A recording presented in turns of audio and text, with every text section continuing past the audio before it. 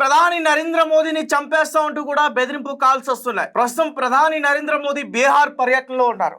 అయితే బీహార్లోనే ఒక వ్యక్తి సమీర్ కుమార్ అనే ఒక వ్యక్తి, అతనికి 35 సంవత్సరాలు, ఒక కీప్యాడ్ ఫోన్ నుంచి ఎస్ఎస్పీ కార్యాలయానికి ఫోన్ చేశాడు. ప్రధాని మంత్రిని మేము చంపేస్తాం అంటూ కూడా అతను ఫోన్ చేసి బెదిరించే ప్రయత్నం చేస్తాడంటూ కూడా ఒక వార్త వెలుగులోకి రావడం జరిగింది. అయితే నరేంద్ర మోదీ గారు గత 2 రోజుల నుంచి బీహార్ పర్యటనలో ఉన్నారు.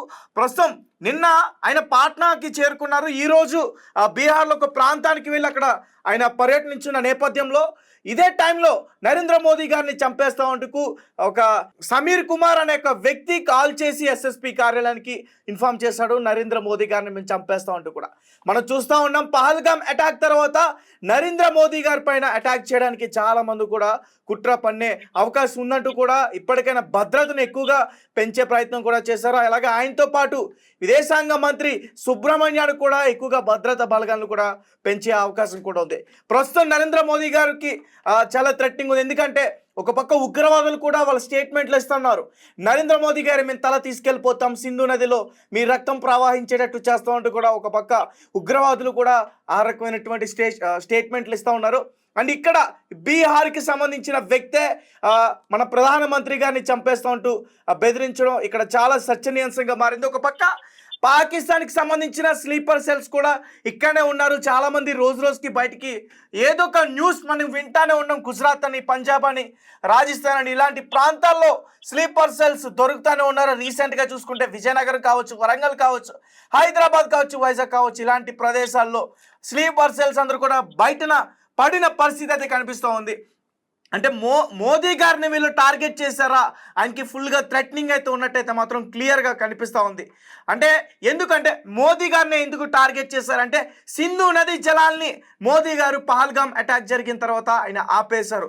దానివల్లే వాళ్ళు పూర్తిగా అతని పైన కక్ష పెంచుకొని అతన్ని ఏదైనా చెయ్యాలి అని అక్కడ ఉగ్రవాది సంస్థలు కావచ్చు, ఐఎస్ఐ ఏజెంట్స్ కావచ్చు, ఇలా ఎవరైతే పాకిస్తాన్ స్పైన్ని ఇక్కడ తయారు చేస్తున్నారు, ఐఎస్ఐ ఏజెంట్స్, లష్కర్ తోయిబా సంస్థ, జైష్ మహమ్మద్ సంస్థ, అలాగే ది రెసిస్టెన్స్ ఆ ఉగ్రవాది టెర్రరిస్టుల సంస్థ, వీళ్ళందరూ కూడా ఇప్పుడు నరేంద్ర మోదీ గారినే టార్గెట్ చేసినట్టుకైతే క్లియర్గా కనిపిస్తుంది.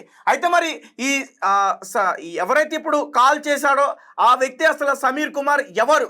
అతనికి 35 సంవత్సరాలు, కీప్యాడ్ ఫోన్ నుంచి అతను కాల్ చేసి బెదిరించాడని చెప్తున్నారు. అతను వాట్సాప్ కూడా వేరే విఫ్యంతో అతను వాడిన పరిస్థితి కూడా ఉంది. ఇద్దరు స్నేహితులు అతను అని చెప్పేసి అంటున్నారు. అయితే బీహార్లో జరిగిన సంఘటన ఇది.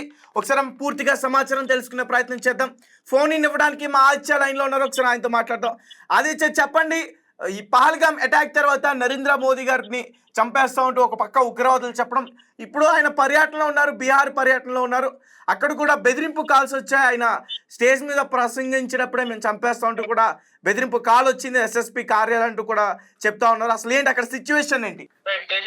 పహల్గామ్ ఉగ్రదాడి తర్వాత మన వాళ్ళు కౌంటర్ ఇవ్వడానికి ఆపరేషన్ సింధూర్ మొదలు పెట్టారు. ఇప్పుడు విజయవంతమైంది. ఆ తర్వాత కాల్పుల విరమణ జరగడం 2 దేశాల మధ్య. అయితే ఈ ఇష్యూల తర్వాత దేశంలో, ఇండియాలో ఉన్న స్లీపర్ సెల్స్ యాక్టివ్ అవుతున్నారు మెల్లమెల్లగా కూడా. సో వీళ్ళంతా కూడా భారతదేశంలో కొన్ని దాడులకైతే ప్లాన్ చేసినట్టుగా అయితే తెలుస్తుంది. ఈ నేపథ్యంలో హైదరాబాద్ లో ఇద్దరిని అరెస్ట్ చేయడం జరిగింది. అది ఒకటి చూసాం. ఆ తర్వాత ఢిల్లీలో కొంతమంది అరెస్ట్ చేసినట్టుగా కూడా వార్తలు వచ్చాయి. ఇప్పుడు లేటెస్ట్ గా బీహార్ లో కూడా ఉగ్రకుట్రకు ప్లాన్ చేస్తున్నట్టుగా తెలుస్తుంది. ఈ నేపథ్యంలోనే అక్కడ 2 రోజుల నుంచి కూడా పర్యటనలో నరేంద్ర మోదీ గారు ఉన్నారు. సో ఆయనకు బెదిరింపు కాల్ అయితే ఒకటి చేశారు. అది కూడా బీహార్ చెందిన సమీర్ అనే ఒక వ్యక్తి చేయడం జరిగింది.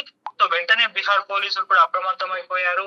ఆ నంబర్ ఎవరిది అని చెప్పేసి ట్రేస్ చేశారు. ఈ సమీర్ అనే వ్యక్తిని అరెస్ట్ కూడా చేయడం జరిగింది. సో ఒక బెదిరింపు కాల్స్ ఈ విధంగా స్లీపర్ సెల్స్ ద్వారా రావడం చూస్తాం. అంటే దేశవ్యాప్తంగా చాలా మంది స్లీపర్ సెల్స్ ఉన్నారనే విషయం ఇప్పుడు అర్థమైపోతుంది. చాలా మంది ఇప్పుడు బయటకు వస్తున్నారు, దొరికిపోతున్నారు కూడా.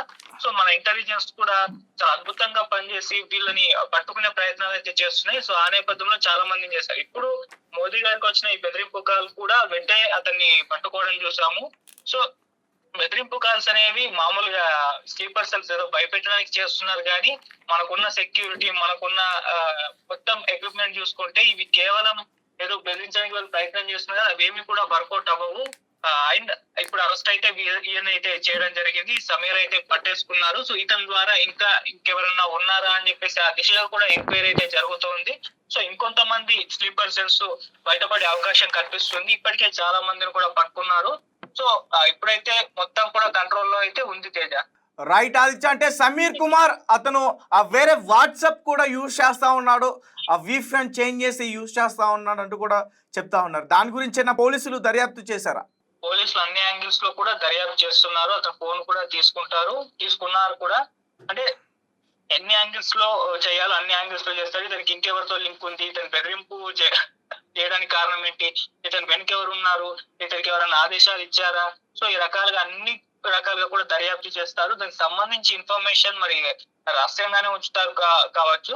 సో ఎప్పుడన్నా బయట పెట్టే అవకాశం అయితే ఉంది. సో ఇతన్ని బేస్ చేసుకొని ఇంకెంత మంది స్లీపర్ సెల్స్ ఉన్నారు, ఇతనికి బెదిరింపు కాల్స్ ఇవ్వమని ఎక్కడి నుంచి ఆదేశాలు వచ్చాయి, దీని వెనకాల టెర్రరిస్ట్ గ్రూప్ ఐఎస్ఐ లాంటివి ఏమన్నా ఉన్నాయా, దానికి సంబంధించి వివరాలన్నీ కూడా పట్టుకుంటారు Teja. Right, thank you Aditya. So guys చూస్తున్నారు కదా, ఈ పాకిస్తాన్ వాళ్ళు ఏమి చేయలేక వాళ్ళ చేతకాని తనం ఇలాంటి స్లీపర్ సెల్స్ ని తయారు చేసి బాంబు బెదిరింపులు ఉన్నాయంటూ కూడా భయపెట్టడానికి ప్రయత్నం చేస్తున్నారు. రీసెంట్గా విజయనగరంలో బాంబు బ్లాస్ట్ చేస్తూ ఉంటూ భయపెట్టారు. శ్రీనగర్ ఎయిర్పోర్ట్లో బాంబు బ్లాస్ట్ చేస్తూ ఉంటూ కూడా భయపెట్టారు. తాజ్మహల్కి బాంబు బెదిరింపు వచ్చింది. వైజాగ్, హైదరాబాద్, శంషాబాద్ ఎయిర్పోర్ట్, ఢిల్లీ ఎయిర్పోర్ట్, ఇలాంటి ప్లేసెస్ కన్నీ కూడా వీళ్ళు కాల్ చేసి దాడులు చేస్తూ ఉంటూ కూడా భయపెట్టే పరిస్థితి ఖచ్చితంగా మనకి కనిపిస్తూ ఉంది. కానీ వీళ్ళ వల్ల ఏం కాదు, ఎందుకంటే మన బలగాలు, మన త్రివిధ దళాలు చాలా స్ట్రాంగ్గా ఉన్నాయి. మన రా కానీ, మన ఎన్ఏ కానీ, ఎవ్రీ డిపార్ట్మెంట్ చాలా చాలా స్ట్రాంగ్గా ఉన్నాయి.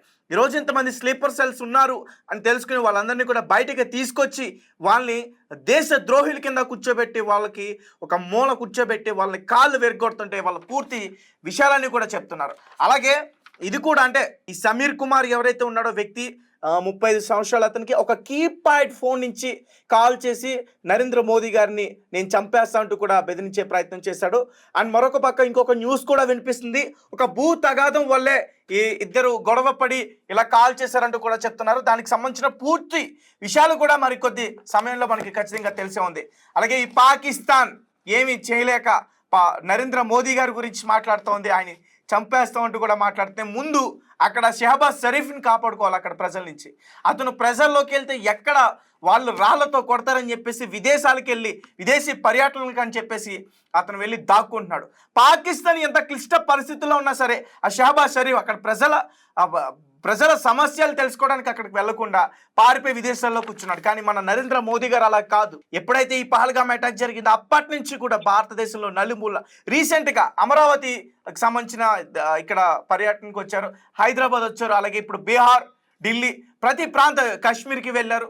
ప్రతి ప్రాంతానికి వెళ్ళి అక్కడ ఖచ్చితంగా సమస్యలు ఏంటనేది తెలుసుకునే ప్రయత్నం చేస్తున్నారు. అందులో భాగంగానే ఈ బీహార్కి వెళ్ళిన తర్వాత అక్కడ చంపేస్తామంటూ కూడా బెదిరింపు కాల్స్ ఇచ్చాయి పాకిస్తాన్కి సంబంధించిన. ఖచ్చితంగా ఆ స్లీపర్ సెల్సే చేయించుంటారనేది మాత్రం క్లియర్గా అర్థమవుతుంది. దీనికి సంబంధించి మరిన్ని వివరాలు కూడా ఖచ్చితంగా వస్తాయి. అండ్ మోదీని ఎవరు కూడా ఏం చేయలేరు, టచ్ చేయలేరు. మోదీజీ ఇప్పుడు మొత్తం ఈ పహల్గామ్ అటాక్ తర్వాత మరింత స్ట్రాంగ్గా మన భద్రతా బలగాల్ని తీర్చిదిద్దేందుకు ప్రయత్నిస్తున్నారు. అండ్ రీసెంట్గా ఒక ప్రజలకు ఒక పిలుపును కూడా ఇవ్వడం జరిగింది. మనం విదేశీ వస్తువులు ఎట్టి పరిస్థితుల్లో యూజ్ చేయకూడదు, మన ఉత్పత్తులను మనం పెంచుకోవాలని ఈ రకంగా ముందుకెళ్తున్నట్టు కూడా కనిపిస్తుంది. సో మరి ఇలాంటి మోదీ గారి పైన కక్ష ఉన్న వాళ్ళే ఇలాంటి బెదిరింపు కాల్స్కి ఖచ్చితంగా చేసి ఉంటారనిపిస్తుంది. అండ్ మోదీ గారిని టచ్ చేసే దమ్ము ఎవరికి లేదు. మన త్రివిధ దళాలని దాటి మోదీ గారిని టచ్ చేయాలంటే వాళ్ళ జీవితంలో సరిపోదు.